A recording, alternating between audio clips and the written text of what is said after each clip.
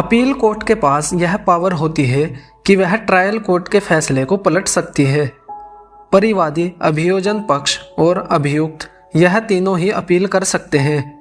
परिवाद द्वारा संस्थित मामलों में परिवादी को भी अपील करने का अधिकार उपलब्ध होता है। ऐसी परिस्थिति में बीएनएसएस के अंतर्गत अपीलीय कोर्ट की शक्तियों का उल्लेख भी आवश्यक हो गया है। बीएनएसएस की धारा 427 अपील कोर्ट की शक्तियों के संदर्भ में विस्तार पूर्वक प्रावधान करती है। अपील कोर्ट को अपनी यह शक्तियां 3 प्रकार से प्राप्त होती हैं। नंबर 1, दोष सिद्धि के आदेश से की गई अपील की दशा में। नंबर 2, दंडादेश की वृद्धि के लिए की अपील के संदर्भ में। नंबर 3, दोष मुक्ति के आदेश से की गई अपील की दशा। आइए जानते हैं धारा 427 के बारे में। इस धारा के अंतर्गत अपील कोर्ट द्वारा अपनी शक्तियों का प्रयोग 2 शर्तों को पूरा करने के बाद ही किया जाएगा। नंबर 1 यह कि न्यायालय अपील के निस्तारण के पूर्व मामले से संबंधित आवश्यक अभिलेखों का परिशीलन कर ले। यदि अपीलार्थी या उसका वकील हाजिर है तो उसे, और यदि लोक अभियोजक हाजिर है तो उसे धारा 418, धारा 419 के अधीन अपील की दशा में यदि अभियुक्त हाजिर है तो उसे सुनने के पश्चात ही अपील पर विचार करे। अपील कोर्ट को अपनी अपीलीय शक्तियों का प्रयोग करने के पूर्व शर्तों की पूर्ति करना होती है। यदि कोई भी आपराधिक अपील धारा 425 के अधीन संक्षेप खारिज नहीं की जाती है तो उसका निस्तारण इस धारा 427 के अनुसार किया जाएगा।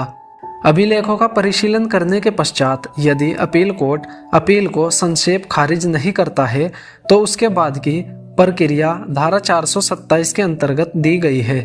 अतुल चौधरी बनाम राज्य के एक मामले में कहा गया है कि इस धारा में पुनर्विचार के सिवाय रिमांड की शक्ति का कोई भी प्रावधान नहीं है। जहां अपील के अनुक्रम में दंड के प्रश्न पर सुनवाई की जानी हो तो इस तरह की सुनवाई का प्रक्रम हो तो उक्त दशा में अभियुक्त को रिमांड नहीं दिया जा सकता है। जब कभी आरंभिक न्यायालय द्वारा दोष सिद्धि की जाती है, बीएनएसएस की धारा 415 के अंतर्गत अभियुक्त को दोष सिद्धि से अपील का अधिकार प्राप्त है। अपीलार्थी द्वारा की गई इस प्रकार की अपील से अपील कोर्ट की शक्तियां बीएनएसएस की धारा 427 में दी गई है। इन शक्तियों के अनुसार निष्कर्ष को दंडादेश को उलट सकता है और अभियुक्त की दोष मुक्ति अनुचित कर सकता है या अपने अधीनस्थ न्यायालय को पुनर्विचार के लिए सुपुर्द करने का आदेश दे सकता है। दंडादेश को यथावत रखते हुए निष्कर्ष में परिवर्तन कर सकता है अथवा निष्कर्ष में परिवर्तन करके या किए बिना दंड के स्वरूप अथवा परिणाम में परिवर्तन कर सकता है, किंतु इस प्रकार दंड में वृद्धि नहीं कर सकेगा।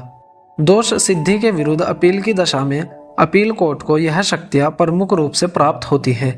कालूराम बनाम दिल्ली राज्य सुप्रीम कोर्ट 260 के बाद में अभियुक्त के ट्रायल कोर्ट द्वारा धारा 304 भाग 1 और 34 भारतीय दंड संहिता के अंतर्गत दोष सिद्धि की गई थी, जबकि उसके अन्य साथियों को दोष मुक्त कर दिया गया था। यानी अपीलार्थी ने अपनी दोष सिद्धि के विरुद्ध अपील की, जबकि परिवादियों ने अपीलार्थी को केवल धारा 304 भाग 1 अधीन दोष सिद्धि करने तथा उसके अन्य साथियों को दोष मुक्त किए जाने के विरुद्ध पुनर्निरीक्षण याचिका प्रस्तुत की थी। हाई कोर्ट में अपीलार्थी की अपील इस आधार पर खारिज कर दी क्योंकि वादियों द्वारा प्रस्तुत की गई पुनरीक्षण याचिका खारिज कर दी गई थी। इस निर्णय के विरुद्ध सुप्रीम कोर्ट में अपील की गई। सुप्रीम कोर्ट ने विनिश्चय किया कि हाई कोर्ट का निर्णय उचित नहीं था तथा परिवादियों की पुनरीक्षण याचिका खारिज होने से अपीलार्थी की अपील को खारिज नहीं किया जाना चाहिए था। अपील का निपटारा गुणावगुण के आधार पर किया जाना अपेक्षित था। सुप्रीम कोर्ट ने धारा 389 बी की व्याख्या करते हुए अप्पा साहेब बनाम महाराष्ट्र राज्य के वाद में अभिकथन किया गया। सुप्रीम कोर्ट ने धारा 389 बी की व्याख्या करते हुए अप्पा साहेब बनाम महाराष्ट्र राज्य के वाद में अभिकथन किया। धारा 374 ऐसी अपील के प्रति लागू है जो अभियुक्त की दोष सिद्धि तथा दंडादेश के आदेश के विरुद्ध फाइल की गई हो। इस धारा के प्रावधानों को पक्षकार के एक प्रकरण में की गई दोष मुक्ति को किसी दूसरे प्रकरण में हुई उसकी दोष सिद्धि के विरुद्ध अपील में विचार कर दोष सिद्धि में परिवर्तन करने हेतु प्रयुक्त नहीं किया जाना चाहिए। अर्थात दूसरे प्रकरण में अभियुक्त की दोष सिद्धि के आधार पर प्रथम प्रकरण में हुई उसकी दोष मुक्ति को दोष सिद्धि में नहीं पलटा जा सकता है। अभियोजन पक्ष या परिवादी जब आरंभिक न्यायालय द्वारा किए गए विचारण के पश्चात अभियुक्त के दोष सिद्ध होने के बाद आरंभिक न्यायालय द्वारा दिए गए दंड से आहत होता है तथा दंड में वृद्धि के लिए जब अपील की जाती है तो यहाँ पर अपील कोर्ट को क्या शक्तियाँ प्राप्त होती है, इसका उल्लेख BNSS की धारा 427 में किया गया है। निष्कर्ष आदेश को उलट सकता है और अभियुक्त को दोषमुक्त या उन्मोचित कर सकता है। सक्षम न्यायालय को अभियुक्त के पुनर्विचार का आदेश दे सकता है। दंडादेश को यथावत रखते हुए निष्कर्ष में परिवर्तन कर सकता है। निष्कर्ष में परिवर्तन करके या किए बिना दंड के स्वरूप अथवा परिणाम में परिवर्तन कर सकता है जिससे उसमें वृद्धि एवं कमी हो जाए। यदि अपील किसी अन्य आदेश के विरुद्ध हुई है तो अपील कोर्ट ऐसे आदेश को परिवर्तित कर सकता है या उलट सकता है। दोष मुक्ति के विरुद्ध अपील में प्राप्त अपील कोर्ट को शक्तियां इस प्रकार दी गई है। जहां दोष मुक्ति के विरुद्ध अपील की दशा में अपील कोर्ट दोष मुक्ति के आदेश को उलट सकता है और निर्देश दे सकता है कि अतिरिक्त जांच की जाए अथवा अभियुक्त को यथास्थिति पुनर्विचाराय किया जाए या विचारार्थ सुपुर्द किया जाए। उसे दोषी ठहराते हुए विधि के अनुसार दंडादिष्ट कर सकता है। अपील कोर्ट को प्राप्त इन शक्तियों के अतिरिक्त भी BNSS की धारा 427 के अंतर्गत शक्तियां उसे दी गई है। कुछ प्रकरणों में ऐसी शक्तियों का उल्लेख प्राप्त होता है। अपील कोर्ट को अपील के निस्तारण में संशोधन या कोई परिमाणिक अनुषांगिक आदेश जो न्याय संगत हो पारित करने की शक्ति प्राप्त है, लेकिन उक्त शक्ति का प्रयोग कुछ दशाओं के अधीन ही किया जाना चाहिए। दंड में तब तक वृद्धि नहीं की जा सकती है जब तक कि अभियुक्त को ऐसी वृद्धि के विरुद्ध कारण दर्शित करने का अवसर प्रदान न किया गया हो। अपील कोर्ट उपचार के लिए जिसे उसकी राय में अभियुक्त ने किया है उससे अधिक दंड नहीं देगा जो आदेश पारित करने वाले न्यायालय द्वारा ऐसे अपराध के लिए दिया जा सकता था। अंबिका सिंह बनाम उत्तर प्रदेश राज्य इलाहाबाद के मामले में यह कहा गया है, अपील के अनुक्रम में किसी भी दशा में अपील कोर्ट द्वारा उस व्यक्ति के विरुद्ध कोई आदेश पारित नहीं किया जा सकता जो अपील का पक्षकार नहीं है। सुप्रीम कोर्ट ने सलीम जिया बनाम उत्तर प्रदेश राज्य के वाद में अभी निर्धारित किया कि दोष मुक्ति के विरुद्ध अपील के निपटारे के समय अपील को इन बातों पर ध्यान देना आवश्यक है। शक्तियों की विश्वसनीयता के बारे में ट्रायल कोर्ट का दृष्टिकोण, अभियुक्त के पक्ष में निर्दोषिता की परिकल्पना, किसी युक्तियुक्त आधार पर अभियुक्त को संदेह का लाभ दिए जाने की संभावना, ट्रायल कोर्ट द्वारा साक्ष्यों को सुनने तथा उनका परीक्षण किए जाने के पश्चात निकाले गए तथ्यों तथा निष्कर्षों में हस्तक्षेप करने के पूर्व अपील कोर्ट से अपेक्षित है कि इन सब बातों पर सावधानीपूर्वक विचार करें। मोहम्मद साबिर बनाम महाराष्ट्र राज्य के वाद में मुंबई हाई कोर्ट ने अभिमत प्रकट किया कि यदि अभियुक्त की दोष सिद्धि के विरुद्ध अपील में अपील कोर्ट कोई निर्हरता जोड़ता है तो इसे उसके दंड में वृद्धि माना जाएगा। कुरुप्पन थेवर बनाम तमिलनाडु राज्य के प्रकरण में अभियुक्त के विरुद्ध धारा 302 भारतीय दंड संहिता के अधीन हत्या का आरोप था तथा सेशन न्यायालय ने उसे धारा 304 भारतीय दंड संहिता के अपराध के लिए सिद्ध दोष किया।